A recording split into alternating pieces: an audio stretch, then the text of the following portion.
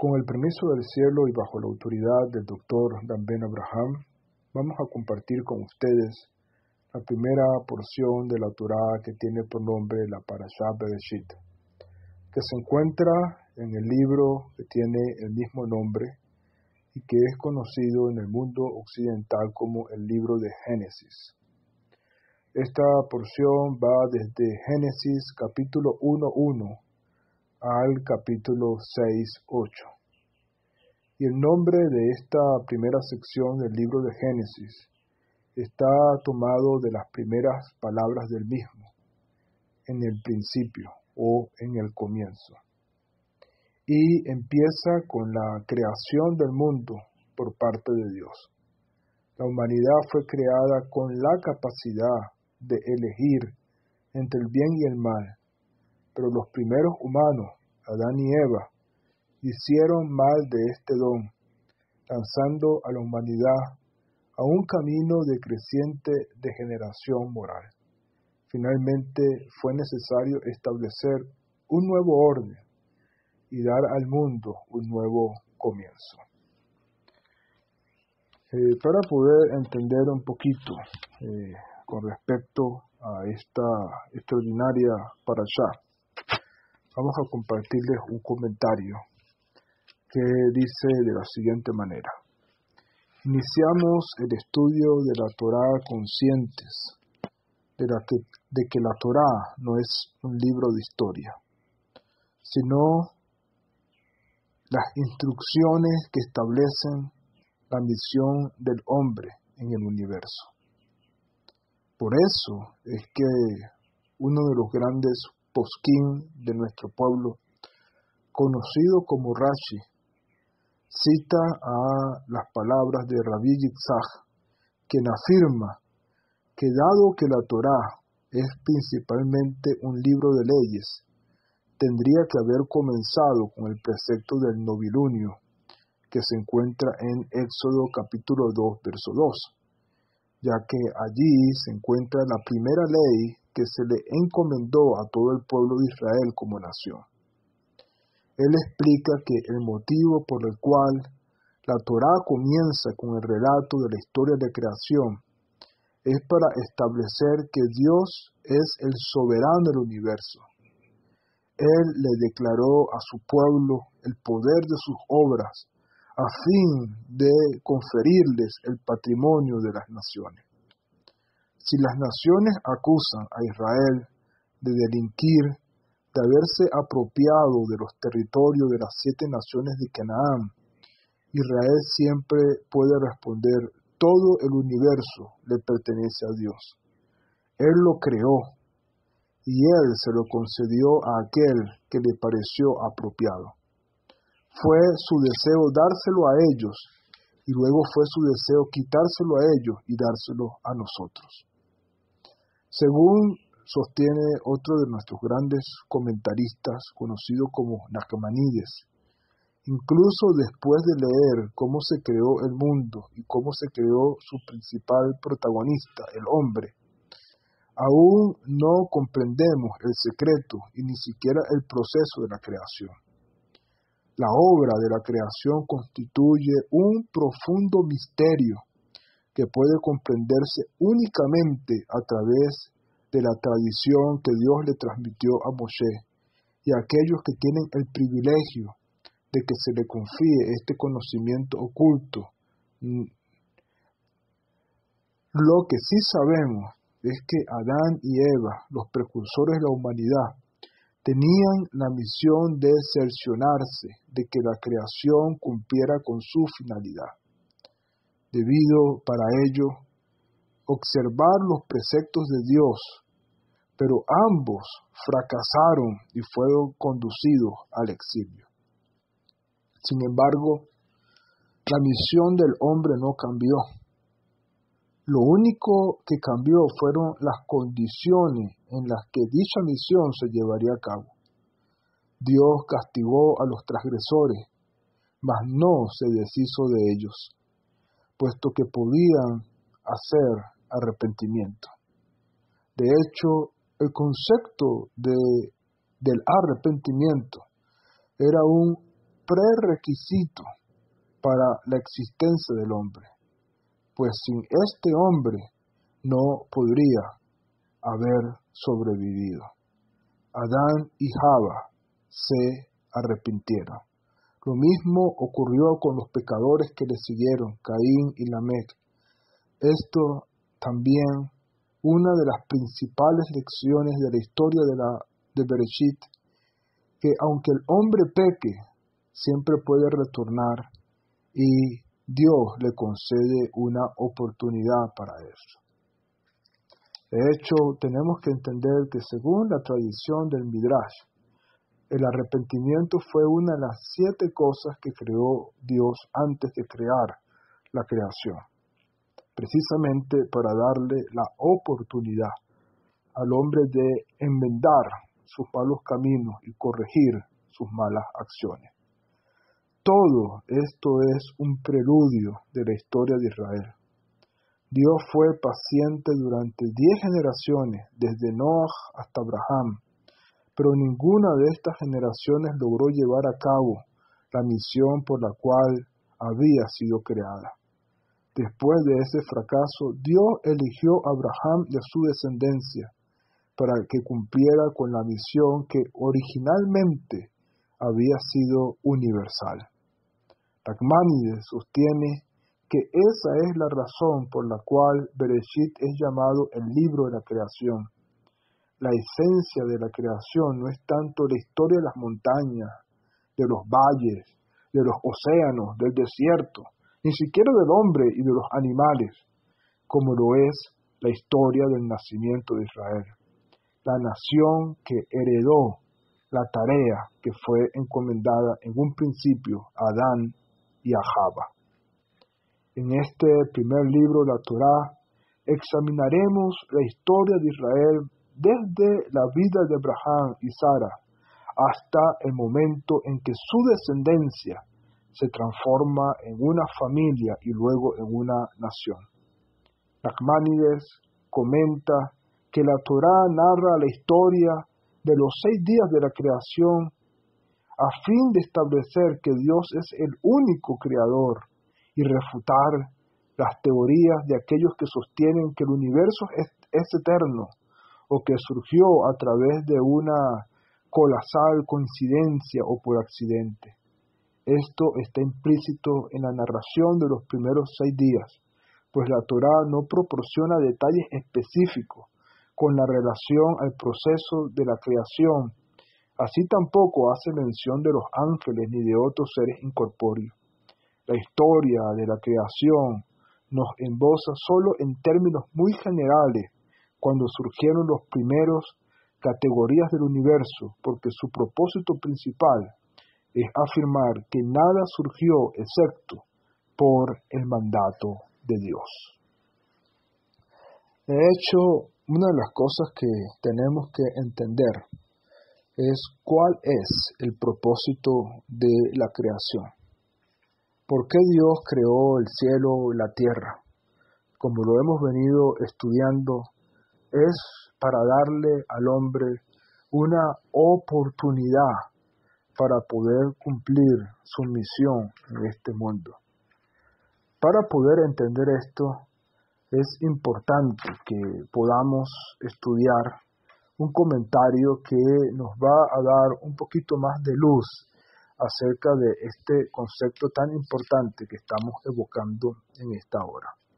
Dice así: citando el Midrash, Rashi analiza la palabra Bereshit.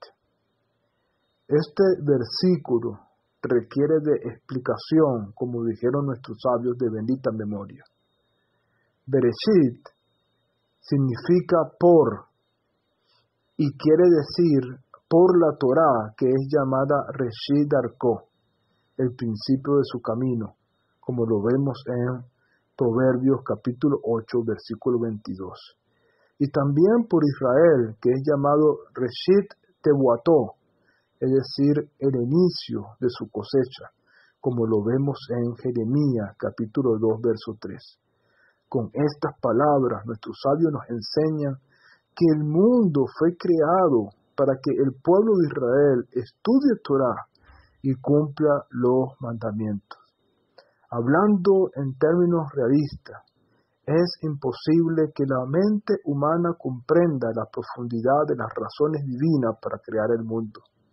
Sin embargo, nuestros sabios nos enseñan que el propósito de la creación es revelar el poder del Ser Supremo de crear, mantener y generar a sus criaturas.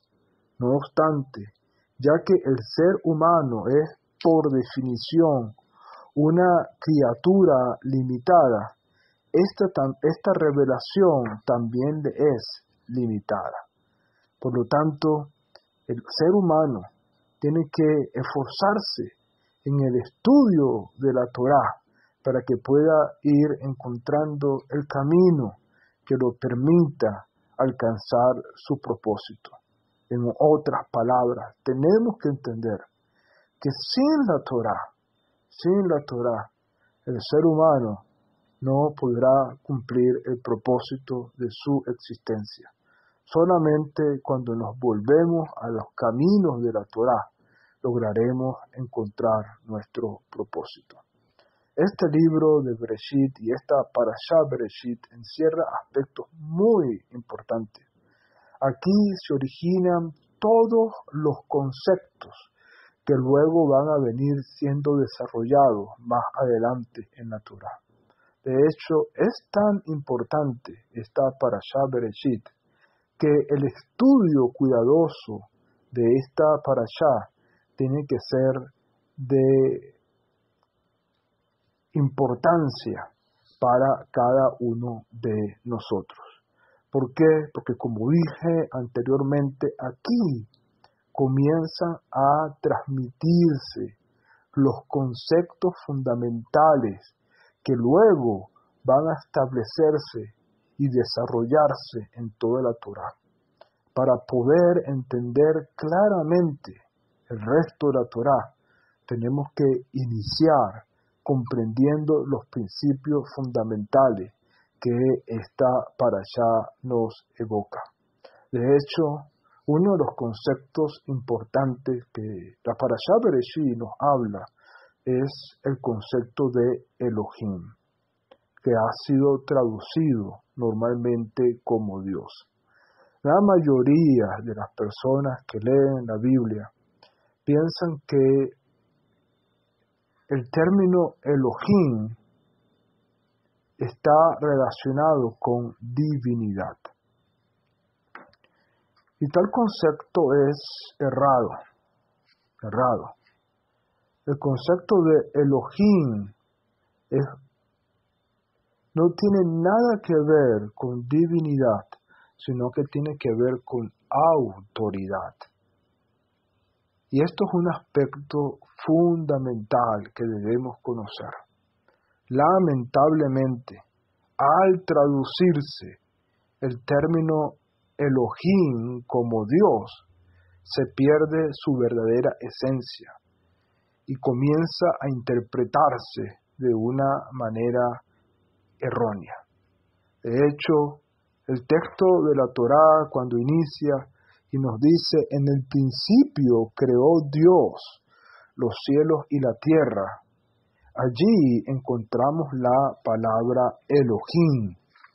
Y según nuestros sabios, este término denota el atributo de la justicia como soberano, como legislador y como juez del mundo.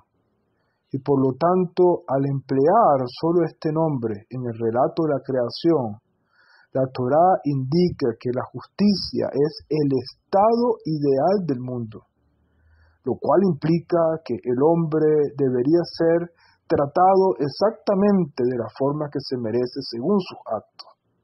Sin embargo, dado que el hombre no es lo suficientemente virtuoso como para sobrevivir a tan severo escrutinio, Dios tuvo que agregar el atributo de la compasión a la historia de la creación para que el juicio fuera atenuado con compasión. Es por esa razón que en Génesis, Bereshit, capítulo 2, versículo 4, la Torá nos dice: estos son los productos del cielo y de la tierra cuando fueron creados en el día en que Adonai, Elohim, hizo la tierra y el cielo. Es decir, Hashem tuvo que anteceder la misericordia, que está relacionado con el nombre de Adonai, tuvo que antecederla a la justicia para que el hombre pudiera existir y pudiera de esta manera ser perdonado y no ser tratado simplemente con justicia.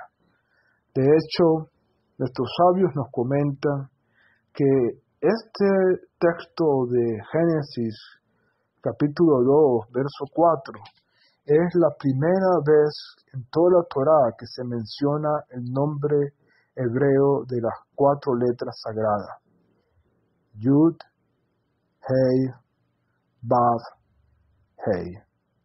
Este nombre define a Dios en su atributo de compasión. Como dijimos previamente, al principio Dios creó el mundo exclusivamente con el atributo de justicia, ya que Génesis 1:1 dice: en el principio creó Elohim, el atributo de justicia, los cielos y la tierra. Debido a que el estado ideal es que el hombre sea juzgado de acuerdo con sus actos, sin necesidad de una compasión especial. Pero Dios sabía que el hombre no podría sobrevivir sin compasión y tolerancia.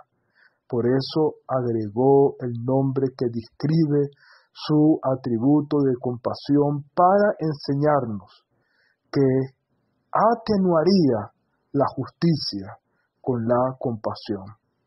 Pero el nombre sagrado del Eterno, de las 4 letras, conocido como Tetragramatón, o en hebreo como el Shem HaMeforash, también denota eternidad, porque sus letras son las mismas de las palabras Hayeh, Jové, Beyihye.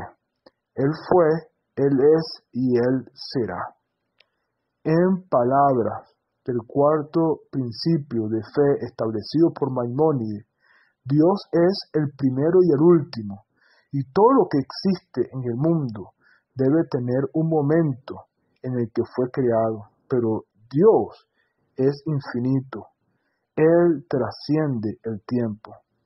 En reconocimiento a este concepto, el tetragramatón suele traducirse como el Eterno. Este es también el nombre de Dios más apropiado. En señal al respeto de su inmensa santidad, no se le pronuncia como se le lee. En la plegaria o cuando recitamos un versículo completo de la Torá, logramos pronunciarlo como Adonai, o se pronuncia como Hashem, que significa el nombre. Entonces, esta Parashá Bereshit viene entonces a establecernos estos principios fundamentales. Y no solamente estos 2 conceptos que hemos mencionado en este momento, sino que todos los conceptos fundamentales de la Torá están de alguna manera establecidos en esta Parashá y que luego van a ser entonces desarrollados, ampliados en el resto de la Torá. Pero para poder tener un fundamento apropiado, necesitamos estudiar profundamente esta Parashá Bereshit. Es por eso que hemos decidido iniciar con estos 2 conceptos importantes. El concepto de Dios, que en hebreo es Elohim, que es un título que muestra el atributo de la justicia, y el concepto del nombre sagrado de Dios, el tetragramatón, que evoca el atributo de la misericordia. Y teniendo estas cosas en mente y entendiendo que el principio Dios quiso crear el mundo a través del atributo de la justicia, nos enseña a cada uno de nosotros que para que el mundo pueda sostenerse, para que el mundo pueda continuar, es necesario la justicia, es necesaria la equidad, es necesario que nos esforcemos para causar que este mundo sea justo. Cuando permitimos la injusticia, cuando permitimos la corrupción, cuando permitimos antivalores, estamos dañando el mundo, estamos destruyendo el mundo. Y como dice nuestro Código Real, es necesario la manifestación de los hijos de Dios, porque la creación gime con dolores de parto. Y por lo tanto, cada uno de nosotros, como hijos de Dios, un concepto que al igual que el concepto de Dios está relacionado con el concepto de la justicia.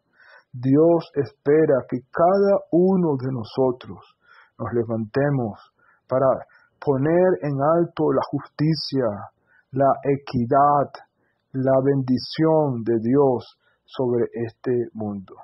Y es nuestra responsabilidad entonces armarnos de una manera extraordinaria con estos conceptos para que causemos que nuestro mundo sea más justo, para que causemos que nuestras sociedades sean más justas. No podemos bajar nuestros brazos. Tenemos que enseñar los valores y los principios fundamentales de nuestra Torá para crear una sociedad más justa que pueda traer la venida de Mashiach, que sea pronto y en nuestros días. Shalom Ubraja.